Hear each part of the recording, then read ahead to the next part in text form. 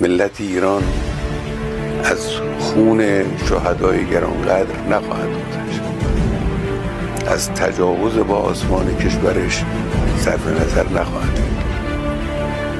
نیروهای مسلح ما آماده هستند و مسئولین کشور و همه آحاد مردم پشت سر نیروهای مسلح احساس میکنن که باید در مقابل هویت خبیث رذل تروریست صهیونیستی با قدرت عمل کرد. باید با قدرت عمل کرد و انشاءالله با قدرت عمل خواهد شد و با اونا مماشاتی نخواهیم. زندگی برای اونها تب خواهد شد بدون حرفی.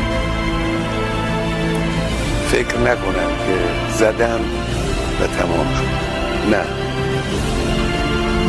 کار رو اونها شروع کردن و جنگ به راه انداختن.